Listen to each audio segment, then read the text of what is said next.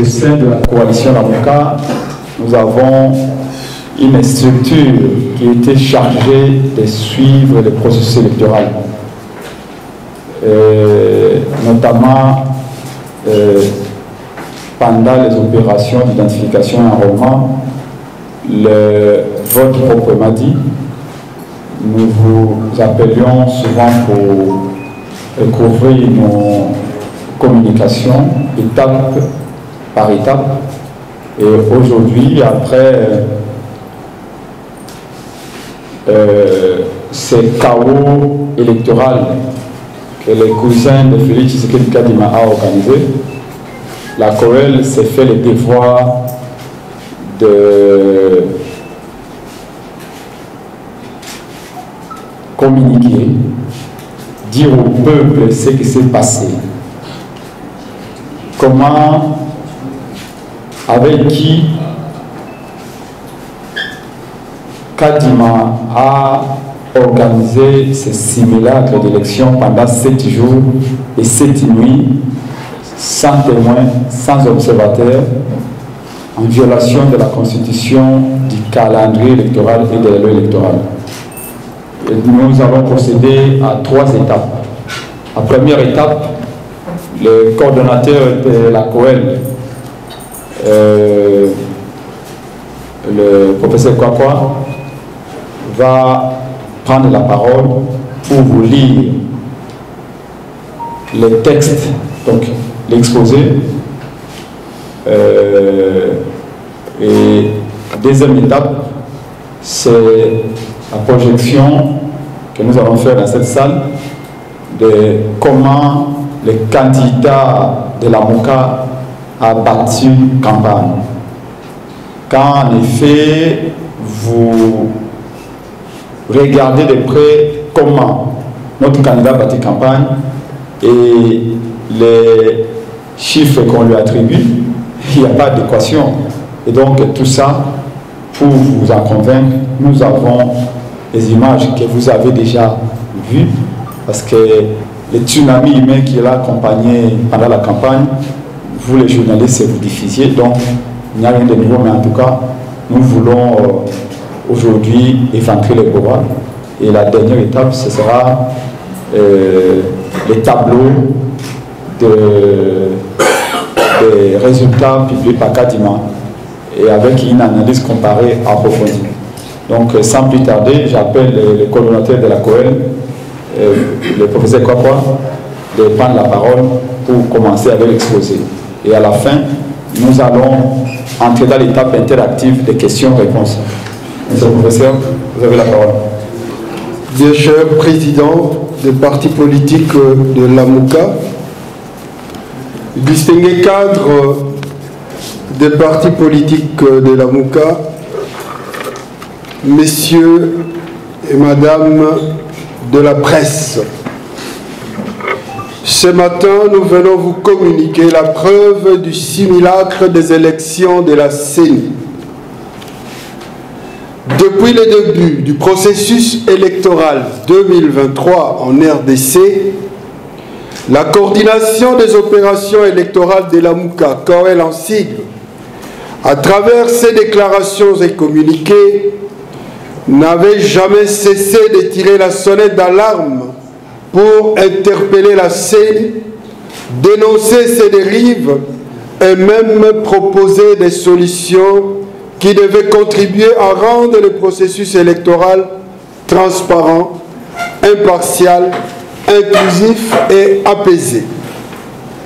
À tout cela, la CENI, avec arrogance, a réservé une fin de non-recevoir parce qu'elle était partisane. Il n'est pas question de revenir sur toutes les preuves de tricherie et de la fraude électorale planifiée et exécutée par la CENI de M. Kadima, car pour nous, les rapports de la MOE 5O et CC sont éloquents et nous y souscrivons. La COEL a effectué un travail de monitoring relevant de nombreuses irrégularités et opacités qui accompagnaient les activités de la CENI avant les élections.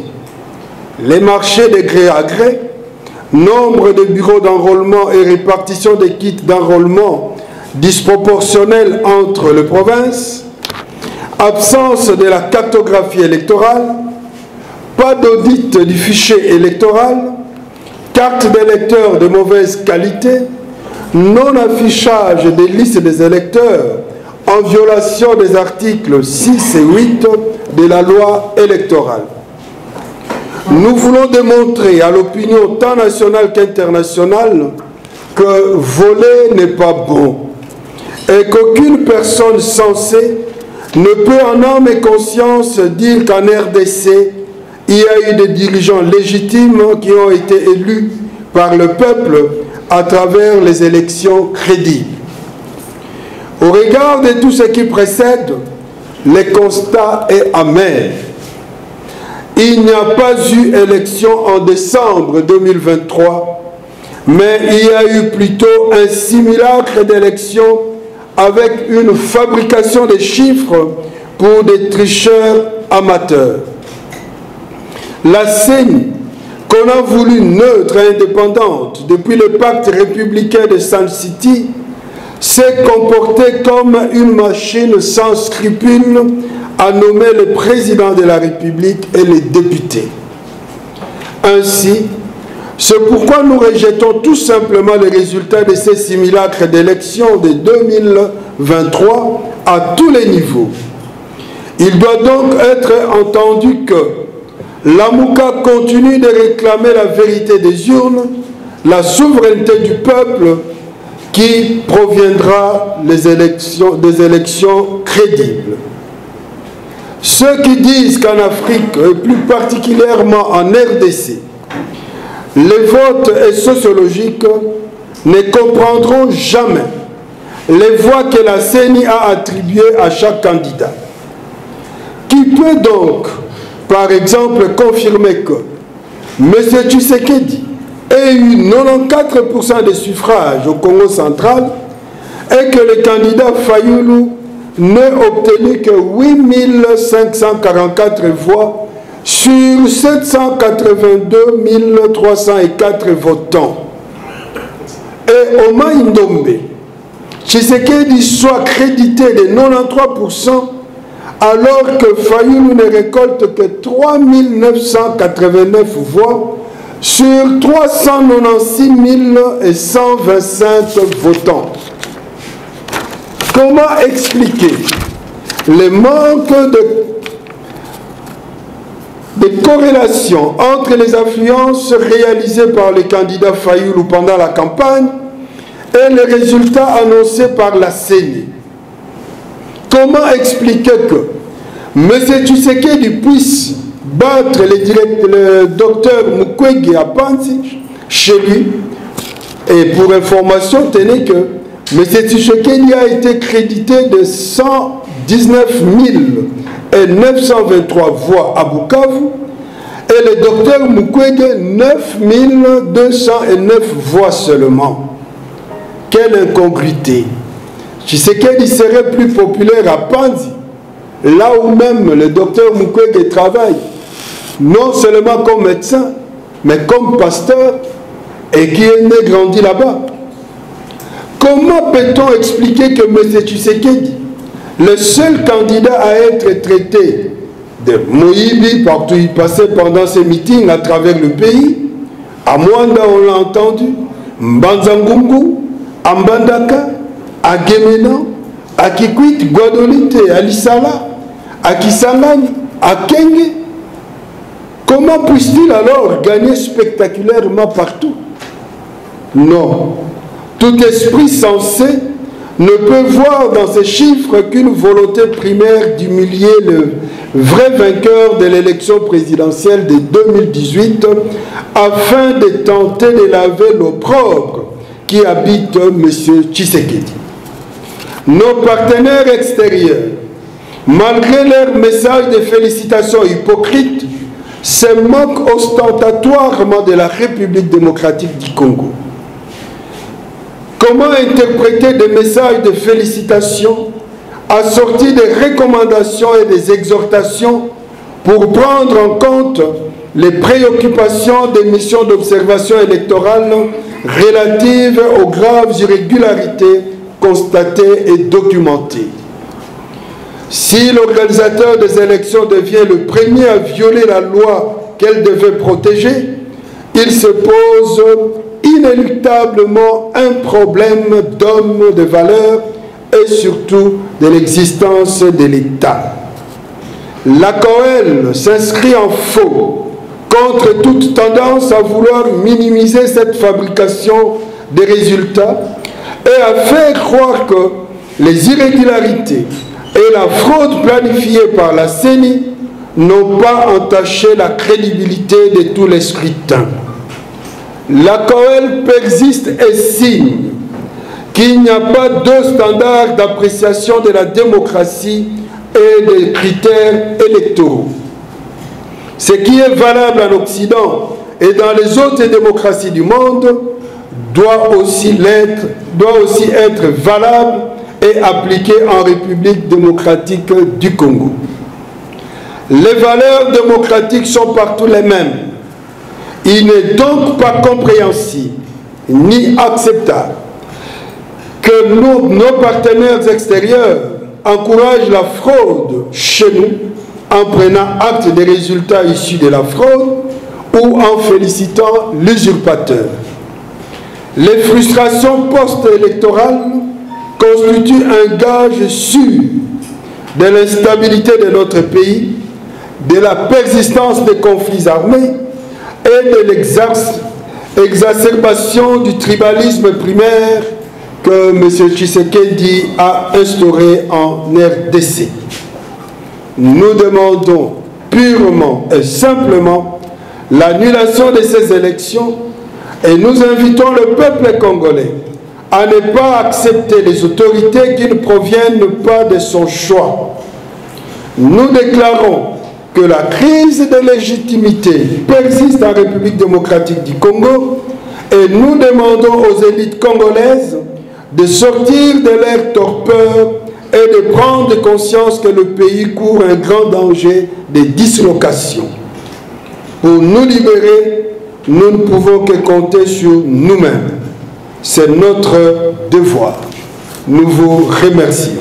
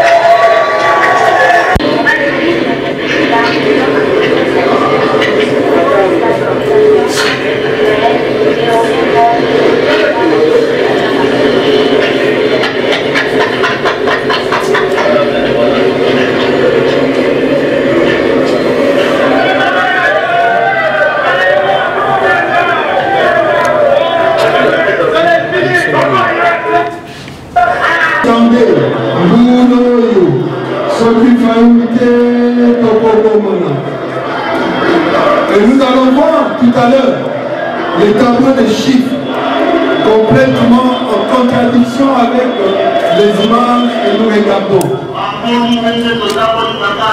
Et là, on est à Sainte-Thérèse, à travers toute la République, sur base, évidemment, des résultats bourré de la CENI.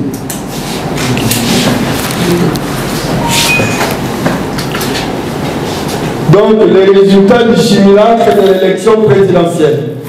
Avant d'aller dans les détails, je voudrais vous inviter à nous arrêter à ce niveau-ci.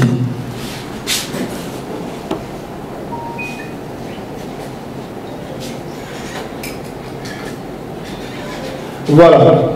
Nous avons le nombre d'électeurs enrôlés en 2006, en 2011, en 2018, en 2023.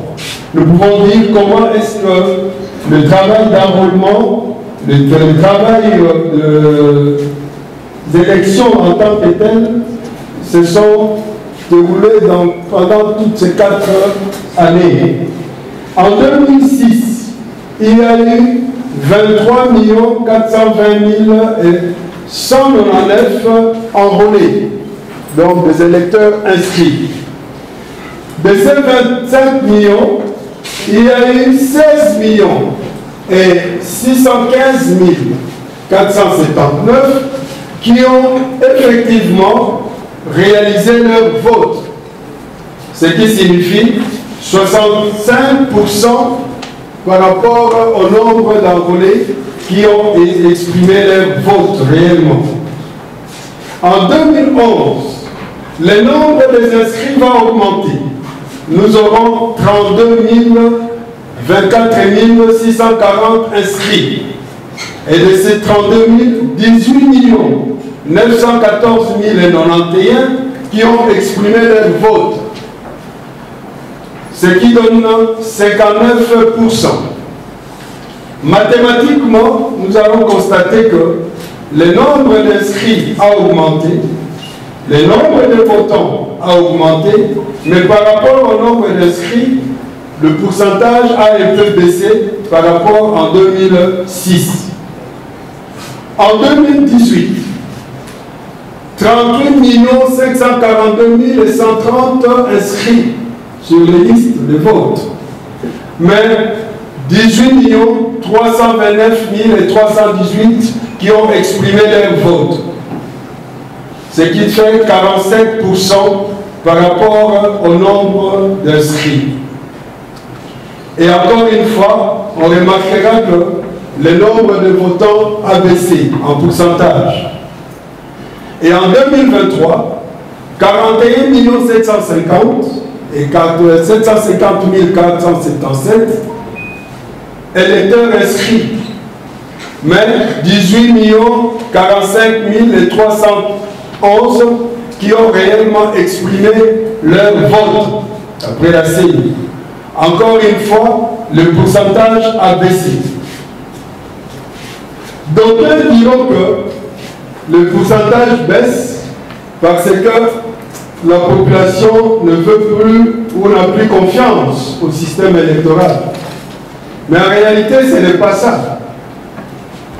Le nombre de votants baisse parce que de plus en plus, la CENI s'arrange à mettre sur pied une politique de fraude et de tricherie, laquelle ne lui réussit mieux en diminuant le nombre de votants. Et nous allons nous arrêter spécialement à ce qui s'est passé cette année ici. Pourquoi alors qu'on nous renseigne qu'il y a eu 41 750 477 inscrits pour une élection qui s'est tenue pendant plus ou moins une semaine, que le nombre de votants puisse être seulement de 18 millions, pratiquement le même nombre qu'en 2018. Et avec un pourcentage réduit comparativement au nombre d'inscrits. Comme ici à Kinshasa, nous allons nous en rendre compte, allons plus haut.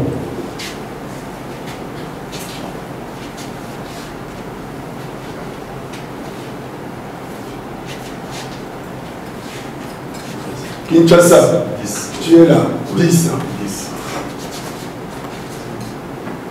Voilà, nous sommes à Kinshasa. La CENI nous renseigne qu'on a enrôlé 5 78 483 inscrits. En réalité, pour le vote, il n'y a eu que 1 763 070 votants. En 2018, les élections se sont passées sous la pluie. Pendant qu'on se rend compte que Kinshasa, c'est la ville où il y a beaucoup plus d'enrôlés, comment pour des élections qui se sont passées en 2-3 jours, qu'il n'y ait eu que 1 763 070 votants? Et sur ce nombre-là, le candidat Fayoulou, on lui attribue combien? 210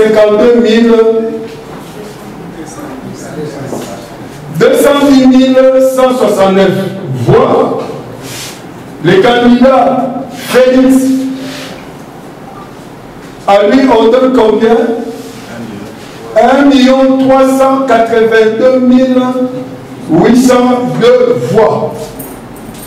Et si vous comparez les voix obtenues par les candidats Félix par rapport au nombre de votants, il a pratiquement 70% ou plus de voix. Est-ce qu'il peut comprendre ça à la lumière des images que nous venons de suivre ou des vidéos qui viennent d'être réalisées, surtout pour vous qui vivez ici à Kinshasa? Manifestement, nous assistons à une fabrication des chiffres. Manifestement. Donc, Kinshasa, on indique que 35% de ces 500 millions d'enrôlés qui sont allés aux urnes, c'est que nous rejetons, comme nous venons de le dire déjà ici, pour des élections qui ont duré plusieurs jours, où il n'y avait pas de pluie. Pourquoi est-ce que les Guinois, alors qu'on les voyait plein devant le bureau de vote, qu'est-ce qui peut justifier qu'ils ne soient pas allés aussi massivement voter? Mais la réponse, nous trouvons ça dans les différents centres de vote, où nous avons rencontré plusieurs de nos gens, de nos frères et sœurs de la population guinoise, dont les noms ne se retrouvaient pas sur le fichier électoral, sur des listes qui étaient dans le bureau de vote. Leurs noms n'y étaient pas. C'est comme pour dire que c'était fait à dessein. Et là, je vous invite à comprendre les combats en amont que nous faisons sur l'audit du fichier électoral. La raison de l'opacité de ce fichier électoral est là comprise. Si le fichier était exposé, si les listes étaient déposées dans le bureau de vote, si les gens s'étaient rendus pour vérifier si leur nom s'y trouve ou non, cette tricherie allait avoir beaucoup d'obstacles. Alors ils ont créé cela pour pouvoir arriver à ces résultats tels que vous les voyez là-bas. Descendons la ligne 22, d'abord 11. Nous sommes là au Congo central. Au Congo central, 2 067 403 000 inscrits sont renseignés. Et sur les 2 783 234 ont été aux urnes, donc ils ont exprimé leur suffrage. De ces 783 234, le candidat Fayoulou n'a obtenu que 8 544 voix et le candidat Tshisekedi 735 928 voix. Qui peut croire qu'au Congo central, M. Fayoulou ne puisse avoir que 8 344 voix? Et c'est comme nous venons de dire dans notre mot, c'est à Mwanda, c'est à Mbanzangungu, où justement les candidats Tshisekedi étaient traités de voleurs, où les gens sans embâche disaient que nous ne voterons pas pour vous.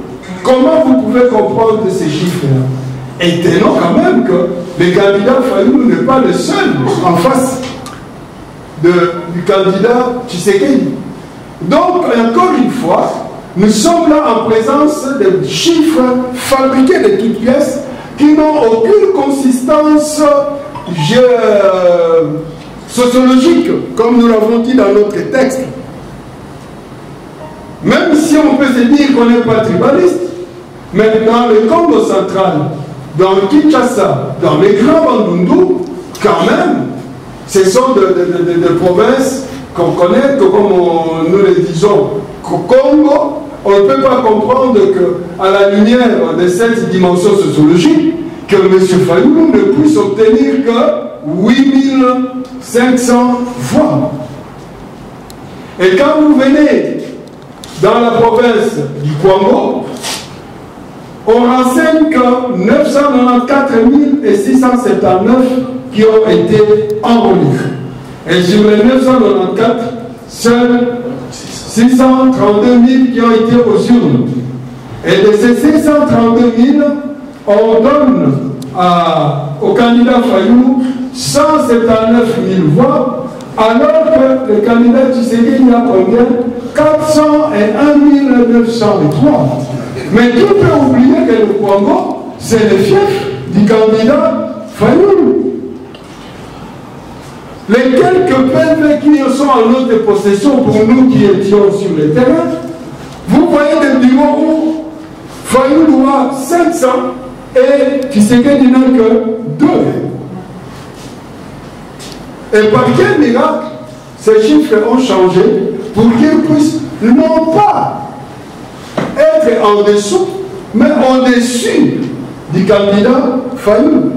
Il y a des hypothèses comme quoi, voilà, on a pris telle personnalité issue de telle province. Et pourtant, à Kenge même, quand il arrive là dans son meeting, il pose la question, vous allez voter pour qui? Les gens de Kenge, de manière unanime, répondent numéro 21. Et celui qui représentait le courant Union Sacrée à Kenge, devant lui, on l'a accusé de voleur. On lui a dit qu'on n'en voulait plus. Comment cet homme, à l'égard de qui la population a exprimé son désaveu, pouvait inciter cette population à voter en faveur de son candidat? C'est contradictoire. Donc, si vous venez dans la province du Sud Kivu, là où nous avons parlé dans notre texte du docteur, ou même avant d'y arriver, nous arrêtons à Maïdombe. Maïdombe, comme le Kwilu, c'est le grand Bandundu. Vous avez vu à Nyoki, vous avez vu à Mouchi dans les images, comment est-ce que le candidat Fayulu a été élu. En 2018, Maïdombe a voté presque à plus de 85% en faveur du candidat Fayulu. Qu'a-t-il fait pour que Maïdombe puisse lui donner que 3 989 voix sur 951 057 qui se sont fait enregistrer ou ceux qui se sont exprimés, 396 125. Vous voyez les contradictions et nous avons tenu à faire voir ça, que les chiffres qui ont été publiés sont manifestement fabriqués. Aucun esprit sensé ne peut faire foi à ça.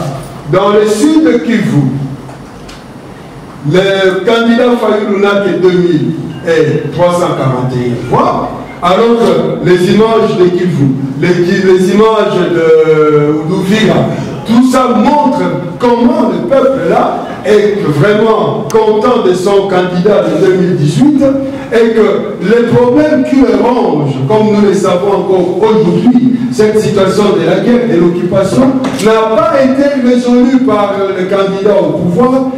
Par quelle magie cette population du Sud Kivu pouvait octroyer sur les 700 110 000 voix exprimées, 699 000, pratiquement 700 000 au candidat du pouvoir.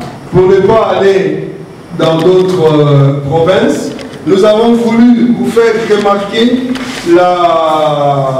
l'inconsistance et surtout la fraude et la fabrication de voix telle que la CENI nous l'a présentée et a fini par le publier en donnant la victoire à M.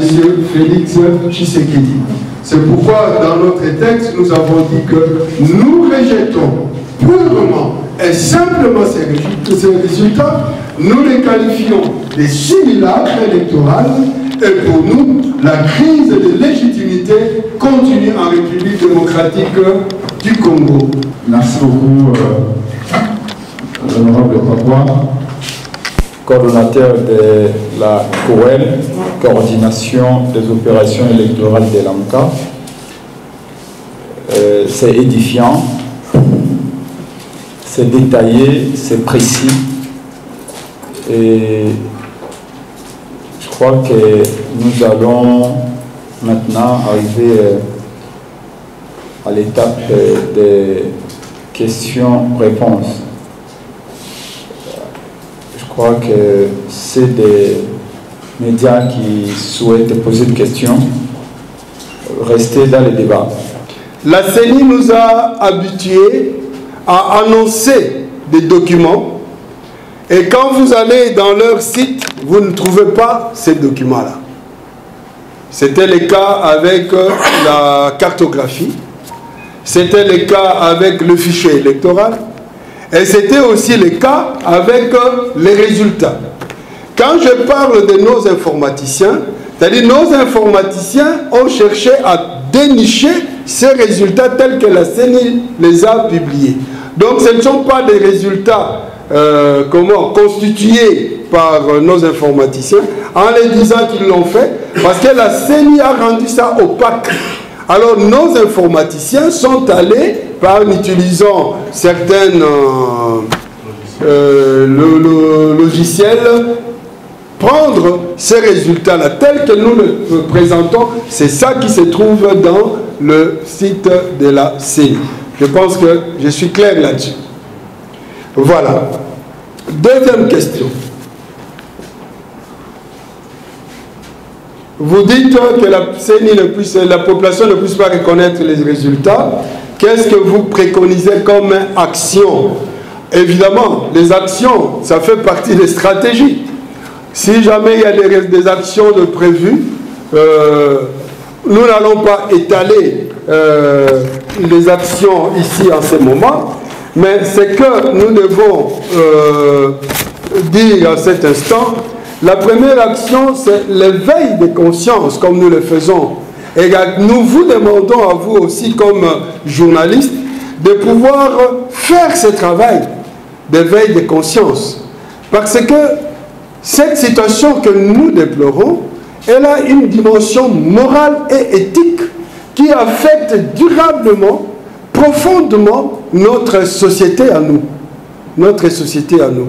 C'est comme ça, quand vous posez la deuxième question en disant qu'est-ce que vous préconisez comme opposition, parce que vous êtes partis en ordre dispersé, et puis après la publication, on vous retrouve ensemble.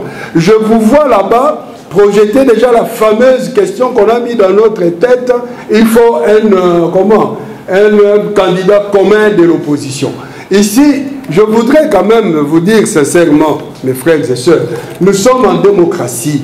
Quand vous allez en France, où il y a plusieurs partis politiques, il n'y a pas un candidat commun de l'opposition. Quand vous allez en Allemagne, où il y a plusieurs partis politiques, parce que ce sont évidemment des pays de vieille démocratie, en Belgique, il n'y a pas un porte-parole de l'opposition, il n'y a pas un candidat commun de l'opposition. Tous, qu'ils soient de l'opposition ou de la majorité, les gens vont d'abord au vote, et c'est après le vote qu'il y a des coalitions qui se font. Là où on peut constituer des gouvernements selon des tendances. Qu'est-ce que cela veut dire? Le combat ici, qu'on ne nous trompe pas en nous fixant, toujours projetant dans cette dynamique d'avoir un candidat commun de l'opposition. Pourquoi est-ce qu'on a besoin d'un candidat commun de l'opposition? Parce qu'on estime que les gens qui sont au pouvoir, ou tous ces partis qui se constituent du pouvoir, font pas le travail comme ils devaient le faire. Alors pour leur barrer la route, il faut que vous vous mettiez ensemble. Mais la conséquence, c'est celle-ci. En 2018, nous avons eu un candidat de l'opposition et qui a gagné les élections. Est-ce qu'a-t-il dirigé ce pays? Je vous pose la question, évidemment, c'est vous me direz que c'est nous les journalistes qui posons des questions. A-t-il dirigé ce pays? Il n'a pas dirigé ce pays. Et pourquoi n'a-t-il pas dirigé le pays? Parce que le problème est au-delà du fait d'avoir un candidat commun. Le problème, c'est au niveau des règles du jeu. La démocratie veut que les élections soient transparentes, que les élections puissent suivre un certain standard qui est admis par tous. Vous pouvez avoir un candidat commun.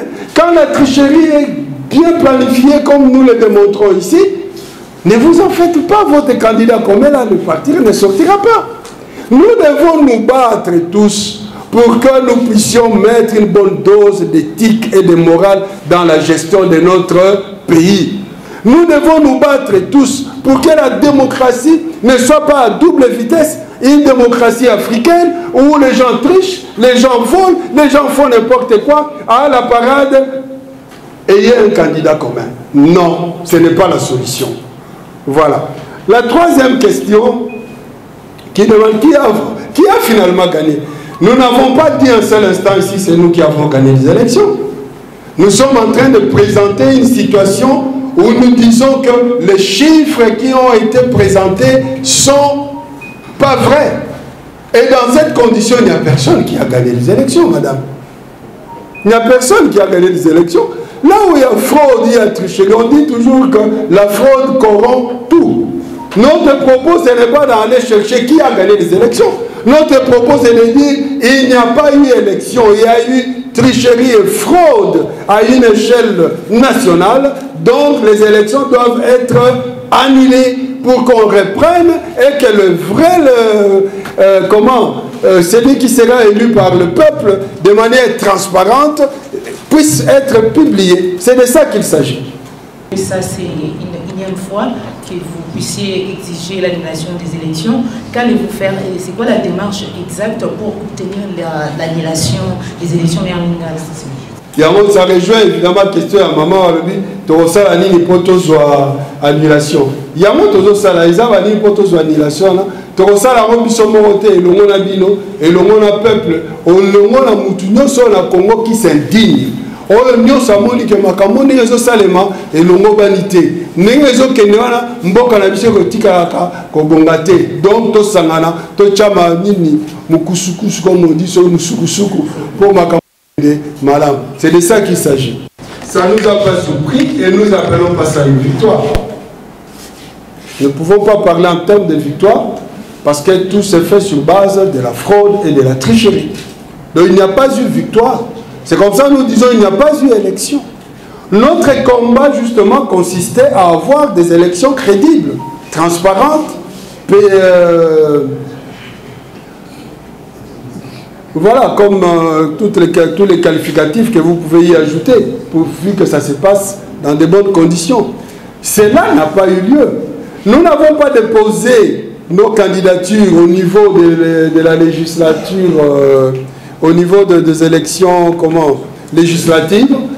C'était pour nous une forme de pression qu'on mettait pour qu'on arrive quand même à faire cet audit extérieur du fichier électoral, dont les conséquences, nous avons vu ça le jour du vote. Mais pourquoi nous sommes allés? Nous sommes allés parce qu'avec la candidature du président, parce que nous ne le dirons jamais assez, je pense que chaque fois, ici, nous avons eu à le dire, à travers vos radios, télévisions, nous l'avons dit, nous avons été interpellés par la population, interpellés par les églises catholiques et protestantes. Et non seulement on a été interpellés, ils nous ont garanti qu'ils allaient mettre sur pied une commission ou organisation d'observation avec plus de 20 000, 30 000 observateurs. Ils nous ont promis qu'ils feraient la tabulation des résultats. Ils nous ont promis sur l'antenne Top Congo que cette fois-ci, ils demandaient à la population, si jamais leur vote est pris par qui que ce soit, qu'ils puissent appliquer l'article 64 et qu'eux rendraient public les résultats de la tabulation, si jamais ce que la CENI va publier n'allait pas dans le sens de ce qu'eux vont constater. Nous avons tous suivi ça. Voilà pourquoi nous y sommes allés. Mais nous avons constaté une chose avant que je réponde. Maintenant, qu'est-ce que nous allons faire? Si en 2018, la tricherie s'est faite en amont, c'est-à-dire au niveau des bureaux, les choses se sont passées un peu normalement, dans ce sens que il semble qu'on avait prévu aussi, en distribuant des machines, que certains votes se fassent par des particuliers, que les résultats tombent dans les serveurs. Ce qui n'a pas eu lieu parce que les agents de la CENI qui l'ont dit, qui l'ont dévoilé, qui ont été même forcés de quitter le pays, ont empêché que ces résultats-là viennent.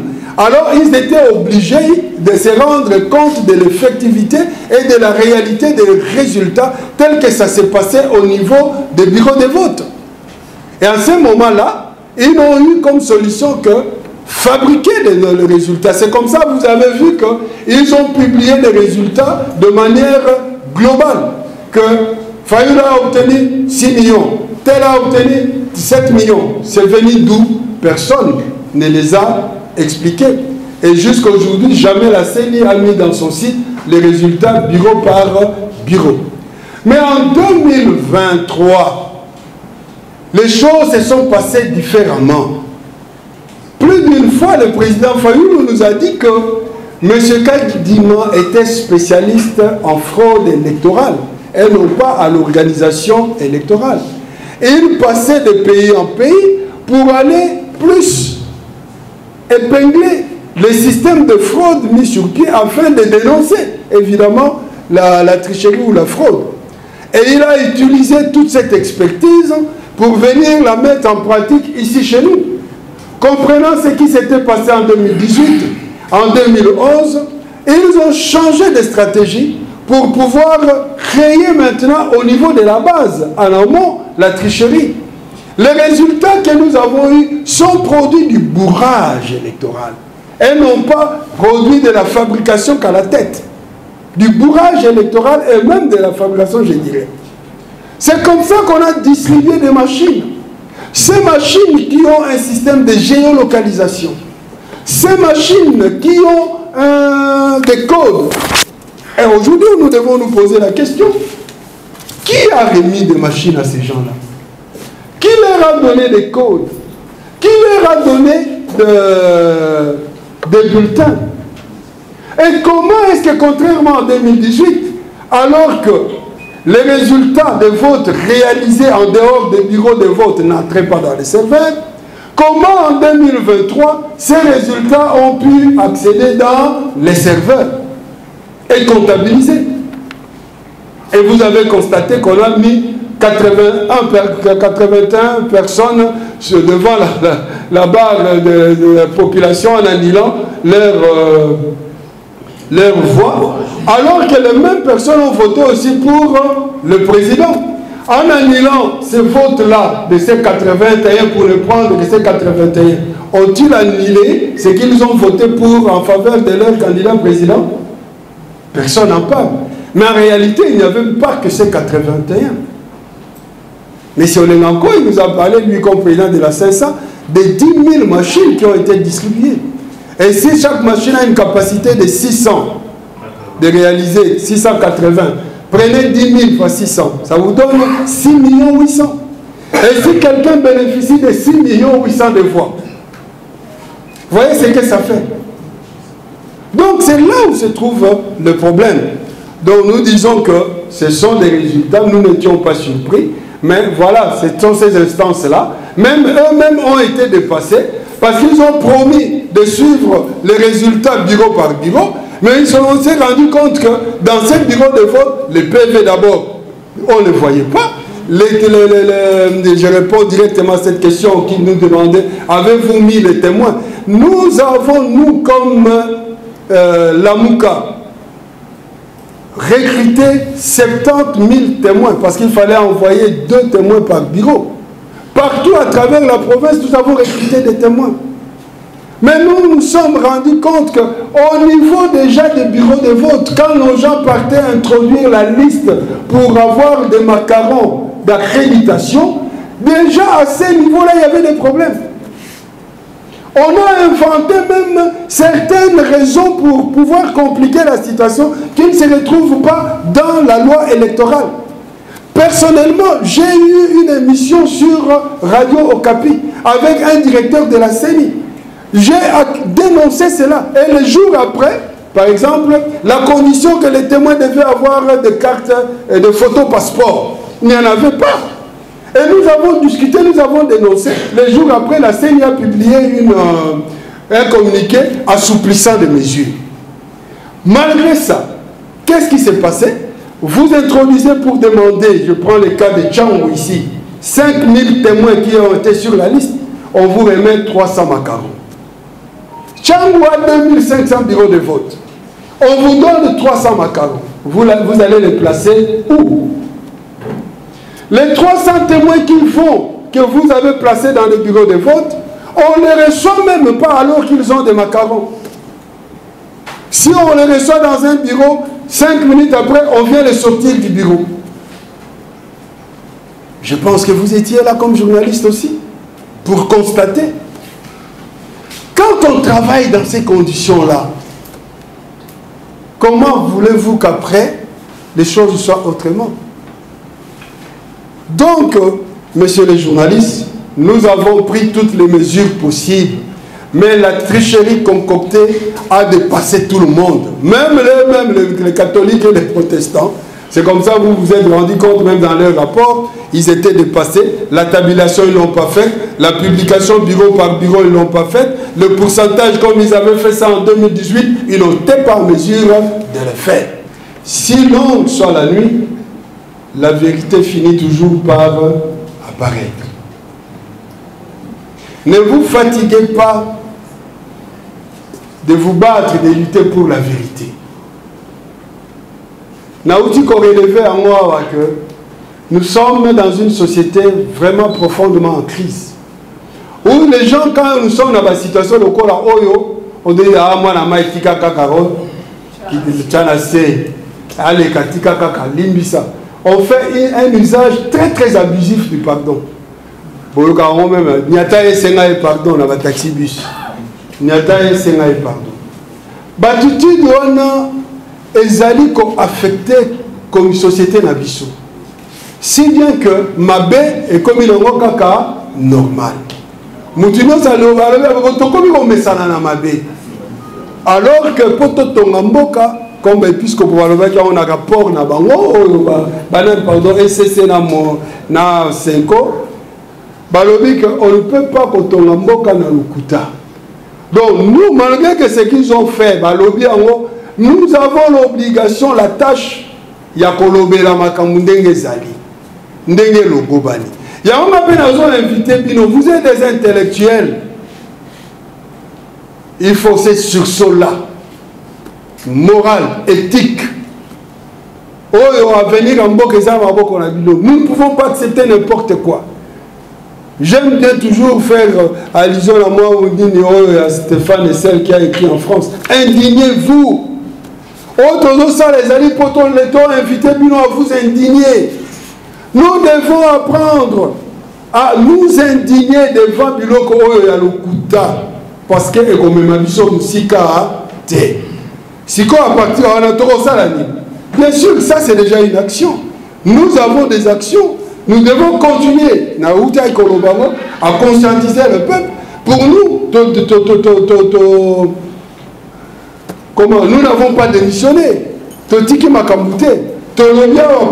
pour nous, la crise de légitimité continue. Et nous avons que tozali na ordre kaka, il y a bataille et il y a combat. Et que si la tête, tu vas continuer à la loi électorale, notamment à ses articles 69, 70, 71, dit que la CENI reçoit les résultats consolidés des centres de compilation et établit un PV des résultats provisoires. C'est la loi. Monsieur Katima a publié les tendances. D'où utilise ce pouvoir de publier les tendances? C'est vous les journalistes qui publiez les tendances à l'entrée ou au sortir du bureau de vote. Quand tu m'en avais pas publié les tendances, c'était pour préparer les esprits à accepter des faux résultats qu'il a publiés. Et ça, vous les journalistes, vous devez également nous aider. Lisez bien la loi. Les résultats de l'élection présidentielle n'ont pas été publiés. Vrai ou faux? Vrai. Sinon, comment expliquer qu'on a voté le même jour, si les mêmes bulletins, les présidents, les députés, les conseillers municipaux, mais quand il m'a publié les résultats des députés nationaux 10 jours après les résultats de la présidentielle, pourquoi cette précipitation? C'était censé publier les résultats des mêmes jours, parce que c'est le même jour qu'on a voté, si les mêmes bulletins. C'est 10 jours après qu'il publie les résultats des députés. Pourquoi la précipitation? Regardez même cette fameuse cour de l'autre, de Kaboulita. La cour a précipité, ils ont précipité vous tous. Les jours qu'ils ont prononcé, qu'ils ont validé les faux résultats, vous n'y étiez pas. Donc pour vous dire qu'il faut condamner, ne regardez pas la personne. C'est que vous avez condamné sous Kabila, sous Félix Tshisekedi, vous me dites oui, mais il faut quoi? On ne peut pas continuer à faire les choses à géométrie variable et penser que la nation va en bénéficier. Je crois que nous sommes à la fin, mais les médias à la fin me font signe que le coordonnateur n'a pas fait un résumé de ce qu'en 1 minute, et ce qu'il a dit à Lingala. Est-ce que vous pensez que c'est possible? Maïmataleli, va marcher au biloko va somba kana mboka va payapona ko sale la misala na kati ya sini, va ko sala kayango na lolenge ilongo banité. La muka abandai koluba maemana manso ona kolakisa polele te makambo seni mbilingi ambinga eza makasi. Lelo touti na mapolomi mpe tomoni boni mapolomi mana masalami. Ezali na rapport oyo baninga ya moe basangisi bamipe na baprotestant basali rapport mpona kolakisa mabe maemaleki na maponomi. Biso tokosongela lelo na mabe wana te pamba te tondimi oyo ya bango balobaki mpo biso moko mpe na banzeneneke oyo totindaki na kati ya bamboka ya babiro ya vote bayebisi biso peke ya solo makambo masalamaki ndenge wana na ndenge ya mabe. Lelo nde toye mpona kolakisa polele te publication oyo ya résultat bachiffre oyo bapesi na bakandida moko ezali ya lokuta, ezali ya lokuta. Okokende lokola na mboka ya Boba Congo okomona kuna bapesi na kandida Fayulu 8000 voix ya pamba epi na ndeko Tshisekedi 400 000 na ndambu kuna. Nzokande baso toyebi na mboka na biso Congo mapolomi elanga quand même oyo babengi na lopoto dimension sociologique elingi koloba nini bato oyo bazali pembeni na yo na ndenge ya bobotami bokoli na ndenge ya monoko bozoloba mingi bakopola olobi oyo mwana na biso oyo ndeko na biso wana ekotaka mingi mpenza na mapolomi boni na Bakongo, boni na Mai Ndombe, boni na Kinshasa, boni na Kwango na Kwilu. Bato bayambaka ndeko Fayulu na 2018 bavotaka mingi mpona ye. Lelo awa babosani ye libela mpo bakende kovote kaka bango nyonso bobele kaka ndeko Félix ekoki kondimama te. Epuis bavoi yango bazopesa omoni mpenzaka ya lokuta mpenza. Na Mai Ndombe kuna bapesi ye kaka 3000 voix ya pamba. Ye ndeko Félix ake kozwa soki 400 000 mpona ye. Mais Mai Ndombe quand même ekoki kosalema bongo te. Yango toye tolobi tolakisi polele totie nini tableau wana liboso mpona kolakisa te bachiffre wana eza ya lokuta. Na yango toboyi mpe bandeko oyo ya mikili ya libanda bazali kondima baresultat oyo bazali kopesa awa alors ke uti na nzela ya moyibi, na nzela ya lokuta, na nzela ya tricherie. Bango bakozwa mbangu bapesi félicitation nzokande epa na bango masala makandenge wana te. Démocratie ezali bobele moko ezala na mikili mosusu ya poto mikili ya ndenge na ndenge ezala awa na biso na Congo ezali bongo. Soki awa bambeba ezosalema bango bazali kondima yango ekosalisa biso ata moke te mpo totonga mboka na biso ekozala bobele komemisa liboso baproblème oyo toza nango na kati ya mboka bakonflit oyo ezokosalema oyo ezala oyo ya bato bazozwa manduki oyo ezala oyo ya bato bazokokabwana mpo oyo nga nazali songolo nga nazali songolo masomana ntango mapolomima ya solo ezali kosalema te makambo wana ezoya bobele makasi ezokendeka liboso mboka na biso ekotambola malamu te yango tosengi na bana ya Congo biso na biso lokola mapolomi ya solo esalami te na Congo tondimi bakonzi ya lokuta na Congo te tokosenga mpe bana ya mboka bayeba mpe koboya bakonzi oyo bazali kopesa bango na nzela ya makasi oyo bango baponi te bandima bango te mpe banso elongo tosala makasi mpo te tobandela tosala mapolomi ya sika oyo bakonzi ya sika ya malamu oyo bana Congo baomo bakopolo bakoka kokamba mboka na biso yango nde ezalaki communication oyo topesi ya mokolo ya lelo.